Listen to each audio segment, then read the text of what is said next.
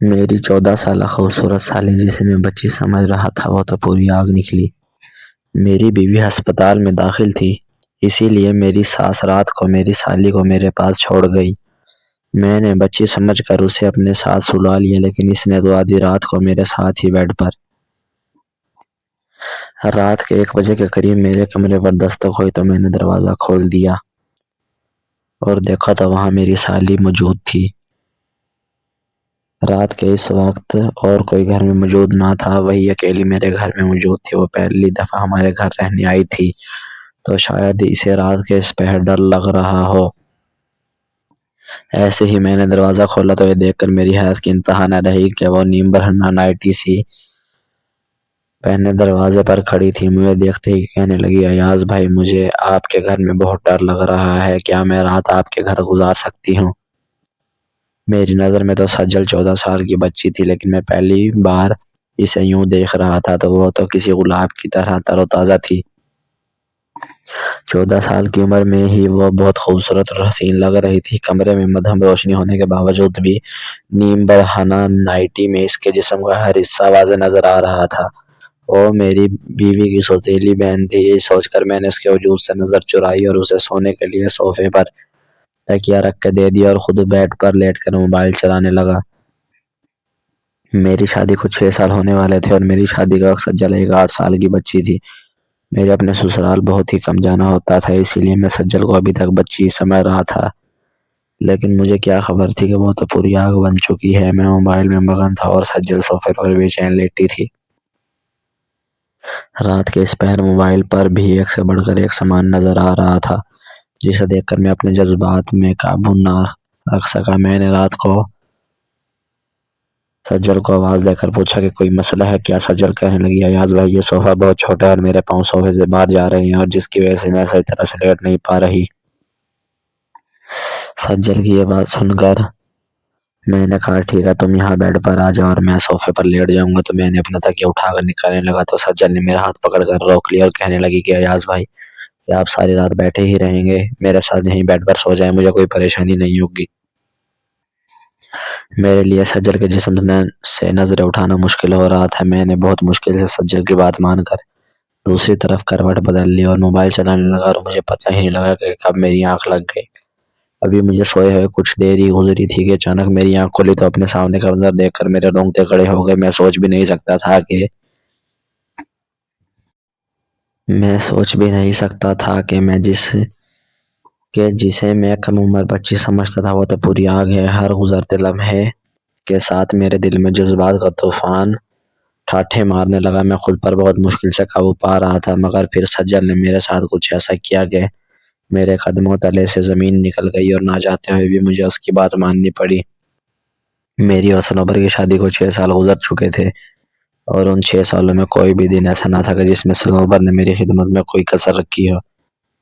میری اور صنوبر کی پہلی ملاقات کالج میں ہوئی تھی اور ہم ایک دوسرے کو دیکھتے ہی پسند آ گئے تھے اور ہم دونوں کی پیار و محبت کا سلسلہ بڑھتے بڑھتے شادی تک پہنچ گیا تھا۔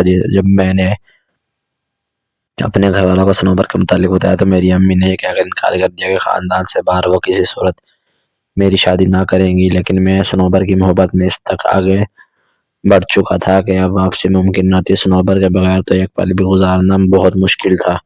ہم دونوں اپنی محبت میں تمام حدیں پار کرتے ہوئے تمام رشتے قائم کر چکے تھے۔ کالج جانے کے بعد ہم دونوں ایک دوسرے کا ہاتھ پکڑ کر واپس باہر نکل جاتے اور کالج کے پیچھے بنے ہوئے چھوٹے چھوٹے ہوٹلوں میں ایک ساتھ وقت گزارا کرتے تھے۔ میں نے اپنی امی کو رضامند کرنے کی بہت کوشش کی، لیکن میری امی کسی بھی صورت میں اس رشتے کے لیے راضی نہ تھی اور آخرکار میں نے اس صنوبر کے ساتھ بھاگ کر شادی کر لی۔ اور میرے ماں باپ کو جب اس بارے میں علم ہوا تو انہوں نے مجھے گھر سے نکال دیا، کیونکہ میں کوئی نوکری نہیں کرتا تھا اور میری کوئی کمائی بھی نہ تھی۔ اور جب صنوبر کے گھر والوں کو اس بات کا پتہ چلا تو وہ بھی ہماری شادی کے خلاف ہو گئے، جس کی سب سے بڑی وجہ یہی تھی کہ میں کچھ کماتا نہیں تھا۔ تو میں نے بہت مشکل سے صنوبر کے گھر والوں کو راضی کیا، لیکن صنوبر کے گھر والوں نے ہم سے ملنا جلنا بند کر دیا اور بہت عرصے تک میں اور صنوبر فاقوں والی زندگی گزارتے رہے۔ لیکن جیسے میری نوکری لگی اور میرے حالات کچھ بہتر ہوئے تو صنوبر نے گھر والوں سے ملنا جلنا شروع کر دیا، لیکن اب وہ لوگ مجھے بالکل بھی پسند نہیں تھے، کیونکہ جب مشکل حالات تھے تو انہوں نے ہمیں اپنانے اور کوئی بھی مدد کرنے سے انکار کر دیا تھا۔ اسی وجہ سے میں سنور کے گھر نہ جانے کے برابر جاتا تھا۔ سال میں 1 یا 2 دفعہ، اسی لیے میں نے سنوبر کی چھوٹی بہن سجل کو صحیح سے دیکھا بھی نہیں تھا، اور نہ ہی میں اس بات سے واقف تھا کہ وہ اب 14 برس کی ایک خوبصورت لڑکی بن چکی ہے۔ خدا نے ہمیں کئی سالوں تک اولاد کی نعمت سے محروم رکھا تھا، لیکن بہت ہی زیادہ علاج معالجہ کے بعد اب سنوبر ماں بننے جا رہی تھی۔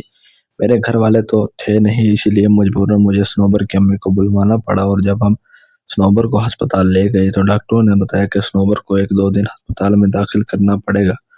پریگنینسی کی وجہ سے سنوبر کو بہت زیادہ بیماریاں ہو چکی تھی، اس وجہ سے سنوبر کا کیس کافی مشکل ہو چکا تھا۔ سنوبر کے والد کہیں شہر سے باہر گئے ہوئے تھے، اس لیے سنوبر کی والدہ نے اس کی چھوٹی بہن کو ہمارے گھر چھوڑ دیا، کیونکہ اسے اکیلا نہیں چھوڑا جا سکتا تھا۔ سنوبر کی بہن سجل کو میں نے کافی عرصے بعد دیکھا تھا اور میں اسے دیکھ کر حیران رہ گیا تھا۔ میں تو سنوبر کی خوبصورتی کا ہی دیوانہ تھا، لیکن اس کی چھوٹی بہن تو سنوبر سے کہیں زیادہ خوبصورت تھی، اور اسے دیکھ کر میں سنوبر کو بھول گیا تھا۔ سجل نے سنوبر کی غیر موجودگی میں گھر کے سارے کام کاج بہت ہی ذمہ داری سے ادا کیے، اور مجھے بالکل محسوس نہ ہوا کہ سنوبر گھر پر موجود نہیں ہے۔ اس نے سارے گھر کو سلیقے سے صاف ستھرا کر کے سونے کی تیاری شروع کی تو میں بھی اپنے کمرے میں چلا آیا، لیکن جیسے ہی تھوڑی دیر کے بعد میرے کمرے کے دروازے پر دستک ہوئی تو میں سمجھ گیا کہ سجل ہی ہے۔ میں نے سوچا اسے کسی چیز کی ضرورت ہوگی، لیکن میں اس بات سے بالکل بے خبر تھا کہ سجل تو کچھ اور ہی ارادہ لے کر آئی ہے۔ پہلے تو وہ صوفے پر آرام سے بیٹھ گئی اور پھر کہنے لگی کہ بہت زیادہ اکیلے پن کی وجہ سے مجھے بہت زیادہ خوف محسوس ہو رہا تھا، کیونکہ یہ گھر میرے لیے بالکل نیا ہے، اسی لیے میں نے سوچا کیوں نہ آپ کے کمرے میں ہی رات گزار لوں۔ میں نے جواب دیا، اچھا کیا کہ تم چلی آئی، تمہارا اپنا ہی گھر ہے، تم یہاں آرام سے سو سکتی ہو۔ لیکن سجل کو نیم بھرنا نائٹی میں دیکھ کر میری نظریں سجل کے جسم کا طواف کر رہی تھی۔ سجل میرے چہرے پر نظریں جمائے بہت ہی توجہ سے مجھ سے بات کر رہی تھی، اور آہستہ آہستہ مجھے بتا رہی تھی کہ جب اس نے مجھے پہلی بار دیکھا تو میں پہلی ہی نظر میں اسے بہت اچھا لگا تھا۔ اس وقت سجل صرف 8 سال کی تھی۔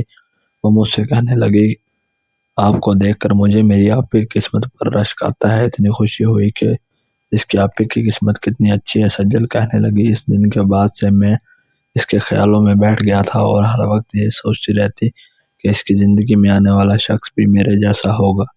سجل مجھ سے بات کرتے کرتے اپنی نائٹی کی ڈوری سے بھی کھیلنے لگی۔ وہ مجھ سے کہہ رہی تھی کہ میری بڑی بڑی آنکھیں ہمیشہ کے لیے اس کے ذہن میں بیٹھ گئی ہیں۔ وہ کہنے لگی کہ اس نے کئی مرتبہ میرے لیے اپنے ابا سے جھگڑا بھی کیا، کیونکہ وہ چاہتی تھی کہ اس کے ابا معاف کر کے ہمیں اپنا لیں، کیونکہ وہ مجھے دوبارہ دیکھنے کو بہت بے چین تھی۔ مجھ سے باتیں کرتے کرتے وہ صوفے پر لیٹ گئی اور میں بہت مشکل سے اس سے نظریں چرا کر موبائل چلانے لگا۔ کمرے کا ماحول اچانک بہت گرم ہو گیا تھا۔ سجل ایک جلتی ہوئی آگ تھی جو مجھے اندر تک دھکا رہی تھی۔ میں نے تو اس کو بچی سمجھتا تھا، لیکن حقیقت تو یہ ہے کہ اس کی جوانی کسی کو بھی دیوانہ کر سکتی تھی۔ تھوڑی ہی دیر میں وہ بے چینی سے کروٹیں بدلنے لگی۔ میرا دھیان بار بار بھٹک کر سجل کے وجود پر جا رہا تھا، اور جب میں نے اسے بے چین دیکھا تو میں نے پوچھا کہ کیا ہوا ہے، تو وہ کہنے لگی کہ یہ صوفہ بہت غیر آرام دہ ہے اور میں اس پر آرام سے نہیں سو سکتی۔ یہ سنتے ہی میں نے اسے کہا کہ تم آ کر بیڈ پر لیٹ جاؤ اور میں صوفے پر سو جاؤں گا۔ وہ جیسے ہی بیڈ کی طرف آئی تو میں اٹھنے لگا، لیکن سجل نے میرا ہاتھ پکڑ لیا اور مجھ سے کہنے لگی، ایاز بھائی، آپ کو تکلیف اٹھانے کی کیا ضرورت ہے، یہ آپ کا اپنا ہی گھر ہے۔ میں اس طرف لیٹ جاتی ہوں، آپ دوسری طرف لیٹ جائیں۔ میں سجل کی بے باکی دیکھ کر حیران تھا، لیکن میں خود بھی آرام کرنا چاہتا تھا، کیونکہ میں نے سارے دن سنوبر کی خاطر ہسپتال میں بہت بھاگ دوڑ کی تھی اور میں بالکل تھک چکا تھا۔ اس لیے میں بیڈ کے ایک کونے پر ہو کر لیٹ گیا اور اپنا موبائل چلانے لگا۔ سجل کی موجودگی میں اپنے جذبات پر قابو پانا ایک مشکل مرحلہ تھا جس سے میں اس وقت گزر رہا تھا۔ فون چلاتے چلاتے مجھے کب نیند آ گئی پتہ ہی نہیں چلا، اور جب میری آنکھ کھلی تو ایسا محسوس ہوا کہ کوئی میرے جسم پر ہاتھ پھیر رہا ہے، اور جب میں پوری طرح ہوش میں آیا تو میں نے دیکھا کہ سجل میرے بہت ہی قریب لیٹی ہوئی ہے اور اس کی انگلیاں میرے جسم پر حرکت کر رہی ہیں۔ میرے اندر ایک طوفان سا اٹھنے لگا تھا۔ سجل جان بوجھ کر میرے جذبات کو ابھار رہی تھی، اور وہ اپنے دلی جذبات تو پہلے ہی باتوں میں بیان کر چکی تھی، مگر تبھی سجل نے ایک دم میرا اپنے ہاتھ میں پکڑ لیا۔ پارٹ 2 کے لیے چینل کو سبسکرائب کریں اور کمنٹ